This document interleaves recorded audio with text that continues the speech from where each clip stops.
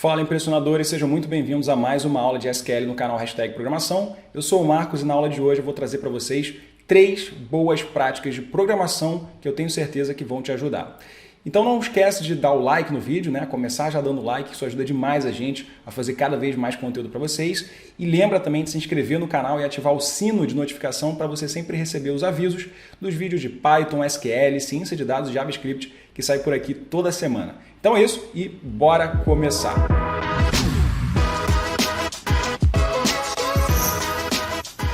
Mas antes de mais nada, eu quero lembrar a você que aqui na descrição do vídeo tem 3 links que podem ser aí do seu interesse. O primeiro link é um link com informações do nosso treinamento completo, o SQL Impressionador. Tá? Aqui é um treinamento aí para você se aprofundar ainda mais em SQL e banco de dados. Então dá uma olhadinha lá no primeiro link, que eu tenho certeza aí que você vai gostar de todo o conteúdo que faz parte do treinamento. Já o segundo link é um link para você poder acessar um mini curso gratuito de SQL, um mini curso básico para você poder dar os primeiros passos aí no SQL, né, e continuar aprendendo aqui com a gente. E a partir do terceiro link você sempre encontra ali algum material complementar, algum vídeo complementar também, alguma sugestão de vídeo para você continuar assistindo ali mais conteúdos com a gente. Legal? Então dá uma olhadinha nesses links que estão aqui na descrição, que eu tenho certeza aí que algum deles pode ser do seu interesse. Agora sim, vamos começar aqui com a primeira boa prática que eu quero trazer para vocês.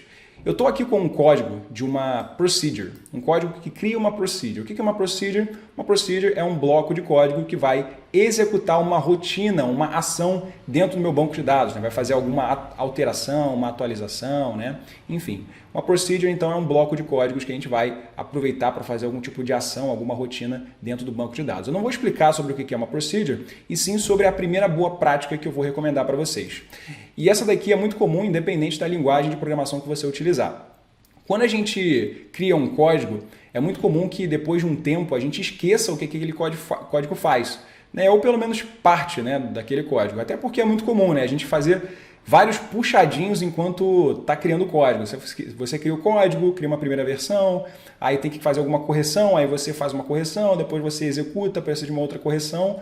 E aí, às vezes, né, você fez algum ajuste que daqui a 1 mês, 2 meses, você nem lembra mais o que é. Ou então você usou uma variável auxiliar, alguma coisa assim, que você também já não lembra qual é o objetivo dela. E aí, se você não documenta essas alterações que você fez em algum lugar, se você não escreve em algum lugar o que é aquilo, depois vai ficar difícil de você lembrar, né? Então você até já deve ter passado por isso. Quem nunca passou por olhar um código e não lembrar o que ele faz, né? Ou o que determinadas coisas ali dentro fazem. Pior ainda é quando você tem acesso a um código que não foi você que fez. Imagina que você entrou numa empresa e precisa gerenciar os códigos que foram feitos por uma outra pessoa. Às vezes essa outra pessoa até saiu da empresa. E aí você se depara com um código que você não entende o que ele faz, determinadas funções ou variáveis que foram utilizadas. Você tem que gastar um tempo ali para poder entender. E tudo isso seria resolvido se as pessoas, né, utilizassem a primeira boa prática. O que é a primeira boa prática? Criar comentários. Então, comentários é a nossa primeira boa prática. O que é um comentário aqui dentro do SQL ou em qualquer linguagem de programação? Um comentário é um bloco de texto que não tem nenhum efeito dentro do nosso código, né? É um texto que a gente escreve para fazer uma anotação, algum lembrete ali, mas ele não vai afetar o código. E geralmente a gente cria comentários aqui no SQL utilizando esse traço duplo. Então, tudo que vem depois desse traço duplo é um comentário, ou seja, uma coisa que não vai afetar o meu código. E o comentário ele tem a função de criar anotações ao longo do código para depois você lembrar o que aquele código faz, né? Qual que é o objetivo dele, ou então determinada variável que você usou. Quando você registra isso dentro do próprio código, facilita muito a tua gestão desse código, né? Lembrar o que ele faz. Então, um comentário é uma opção bem interessante, aí, uma boa prática, para sempre que você criar um código, você escrever o que ele faz, como que ele funciona e assim vai. Então, por exemplo, logo depois desse traço duplo, eu posso escrever qualquer coisa que vai ser considerado um comentário. E aí, geralmente, uma coisa que a gente pode fazer ali no começo é um título para aquele código. Então, por exemplo, esse código aqui que a gente criou é um código para alterar valores dentro do banco de dados. Esse é o título do código. Legal. Outra coisa que pode ser interessante aí para a gente incluir, né, nos comentários. Quem foi o autor? Então, por exemplo, o autor foi o Marcos Cavalcante e Lira, hashtag João Lira, por exemplo. Então, quando você coloca quem é o autor ou autores, né, depois fica fácil ali de você identificar quem você precisa consultar. Então, por exemplo, imagina aí que você recebeu um código, né, que tem aqui a descrição de quem é o autor. Daqui a 1 mês, 2 meses, 3 meses, você pode falar, beleza, quem fez esse código foi o Marcos, foi o João, foi o Lira. Então eu posso, né, ir diretamente neles para perguntar. Isso otimiza muito aí o trabalho, né? Uma coisa simples. Uma outra coisa pode ser ali, ó, a data de criação. Então esse código foi criado no dia 11 de abril de 2022.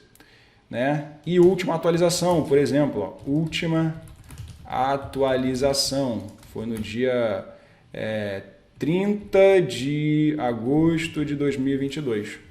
Legal? São algumas coisas aí que podem ser interessantes de você já deixar registrado ali para facilitar. Tá? Então repara uma coisa simples, mas que pode poupar muito trabalho. Pô, quando foi a última vez que esse código foi atualizado? Pô, foi nessa data. Aí você pode bater ali com alguma outra, um check ali que você tem, algum controle, né?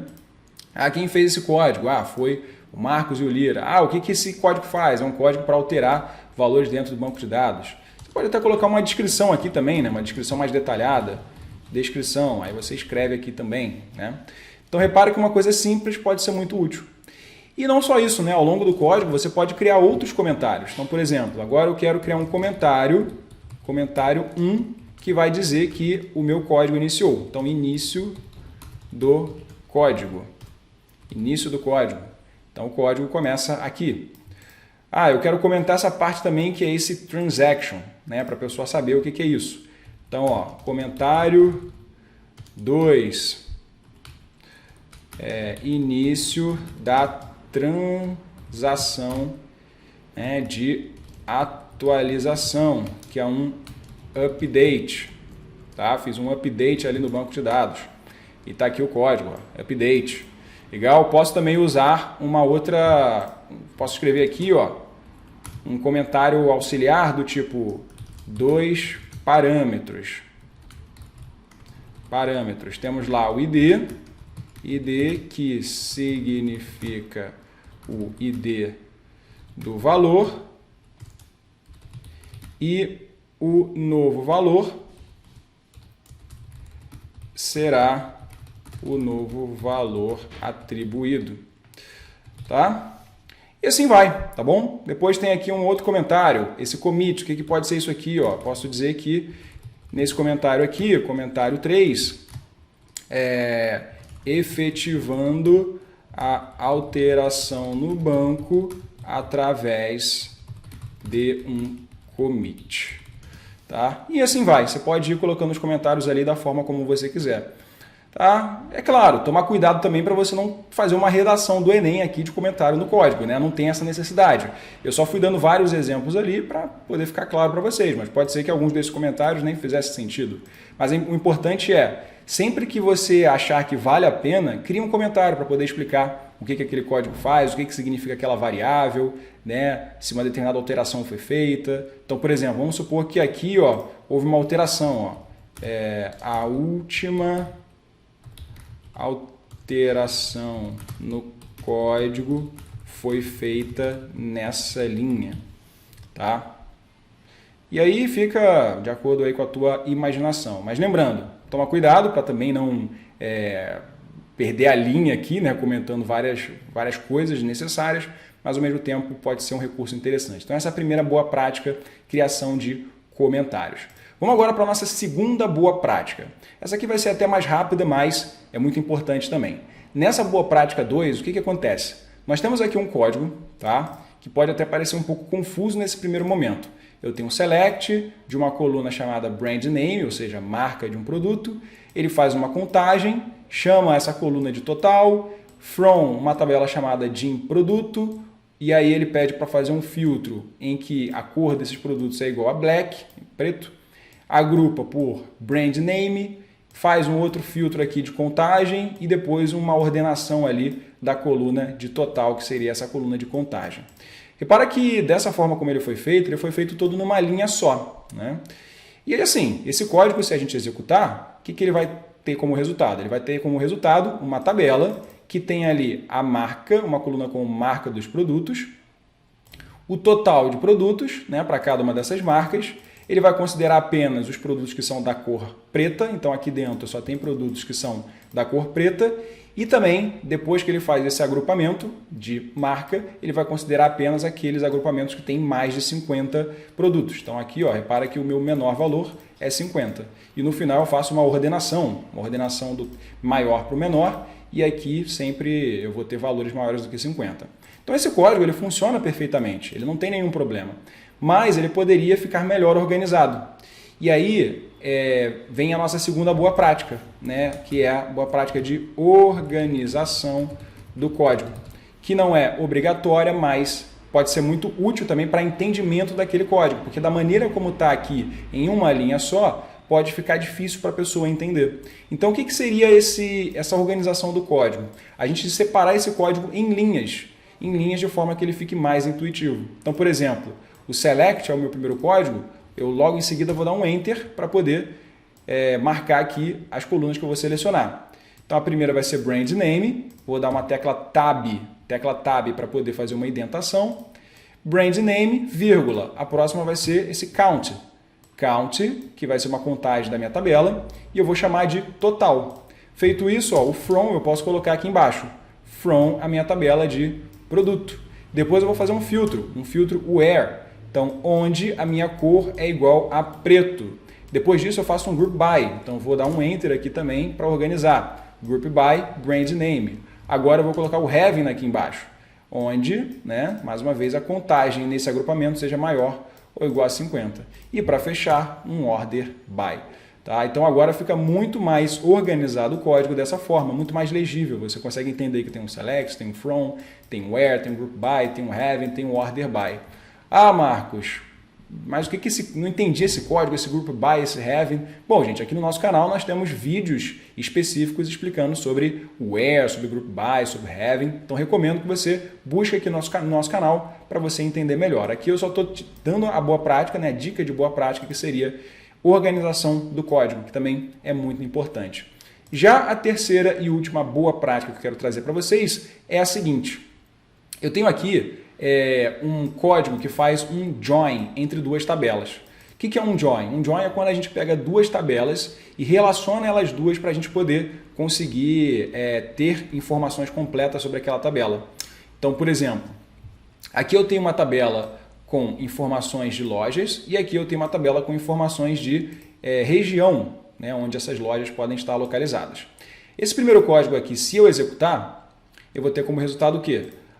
O ID da loja, qual que é o nome da loja, qual que é a contagem de funcionários daquela loja e qual que é o ID da região daquela loja. Só que, por exemplo, aqui no ID da região, seria muito mais interessante se eu soubesse, por exemplo, qual que é o país dessa região, né? Qual é o estado dessa região, e não só esse código. Só que essa informação de região eu vou ter nessa tabela aqui de baixo. Então, se eu executar esse código, eu tenho lá o ID da região, e aqui eu tenho o nome do continente, e aqui o nome do país, né? Então, o ID 270 é da Ásia, pertence ali à Austrália. Então, o que eu quero fazer? Eu quero juntar essas duas informações para que aqui nessa minha tabela de lojas, né, eu consiga identificar através desse ID da região qual que é de fato o continente, qual que é o país e assim vai. E para isso eu uso um join, tá? Que eu não vou explicar nesse vídeo porque o meu objetivo não é explicar sobre o join. Mas o join vai ser um recurso aqui do SQL que permite a gente relacionar duas tabelas. Então eu consegui pegar os dados da minha tabela de região e jogar para a minha tabela de loja. E aí se eu executar esse código aqui, ó, eu vou ter como resultado o quê? O ID da loja, o nome da loja, a quantidade de funcionários e aqui, ó, o continente e o país, que é muito melhor do que simplesmente o ID da região, né? E aí nós usamos um join para isso. Mas vamos lá, qual que é a terceira boa prática então que eu quero trazer para vocês? Sempre que a gente utiliza o join, a gente precisa usar essa estrutura aqui. Eu vou relacionar uma tabela com outra tabela, então vou relacionar a tabela de loja com a tabela de geografia, né, de região, para que eu possa ter as informações daqui dessas colunas. Por quê? Nome da loja, ID da loja, nome da loja e contagem de funcionários, essas informações vêm da tabela de loja. Já as informações de continente, nome do continente e nome do país, vêm da tabela de baixo. E para eu conseguir colocar tudo na mesma tabela, eu preciso relacionar uma tabela com outra tabela. E nós fazemos isso através do join. Tá? E a gente especifica quais são as tabelas que a gente quer relacionar e por qual coluna a gente vai conseguir fazer aquela relação. Né? No caso, a coluna que conecta as duas tabelas é a coluna de Geography Key, né? Que é o ID ali da região. Então, eu vou ter que relacionar loja com região, onde a coluna de ID de região na tabela loja, ela corresponda à coluna ID de região na tabela de região. Legal. Mas o que a gente pode fazer como boa prática sempre que a gente cria esse tipo de código aqui no Join? A gente pode fazer o seguinte, repara que quando eu vou relacionar as tabelas, eu preciso depois ficar identificando qual é o nome das tabelas que eu vou ter que relacionar as minhas colunas. Então, ó, de Store, eu vou ter que relacionar a coluna de ID da geografia, de região com a tabela lá de região através da coluna ID de região. Só que esses nomes por extenso aqui, eles podem acabar assim, deixando o código muito confuso, né? Com muito texto. E aí nós podemos usar um recurso, que é um recurso que a gente chama de aliasing, né? Que é você dar um apelido para suas tabelas para você reduzir isso aqui e deixar o seu código mais elegante. Então, por exemplo, tá vendo aqui esse S em cada uma dessas colunas? Esse S significa que eu estou pegando o nome original da coluna e estou dando um novo nome para ele. Por exemplo, ID Loja. Store Key eu estou chamando de ID Loja para que aqui apareça ID Loja. Da mesma forma que aqui em loja, né, em vez de Store Name, apareça loja. Esse mesmo apelido, né, que eu posso dar para as colunas, eu posso também dar para as tabelas. Então, por exemplo, Gin Store, eu poderia, logo depois aqui, ó, desse nome, colocar um Szinho. Um Szinho, que identifica Store, né, que identifica loja. Então, eu vou dizer que a minha tabela de loja, o nome dela, na verdade, vai ser só o S. E a de geografia vai ser simplesmente G. Então, S é loja, G é geografia. E onde eu tiver Gin Store, eu vou ter que substituir por S. E onde tiver Gin Geography, eu vou substituir por G. Tá? E repara que agora fica muito mais elegante o nosso código, né? E além disso, aqui em cada uma das colunas, eu posso especificar qual que vai ser o nome da tabela ao qual aquela coluna pertence. Então, Store Key pertence à tabela S, que é a tabela loja. Store Name pertence à tabela S, que é a tabela loja. Employee Account, tabela S. Continent Name, tabela G. Region Country Name, que é o nome do país, pertence à tabela G. E aí agora, se eu executo esse código, eu vou ter exatamente o mesmo resultado, só que de um jeito muito mais resumido e elegante. Então, uma terceira boa prática é renomear tabelas em códigos Join, tá bom?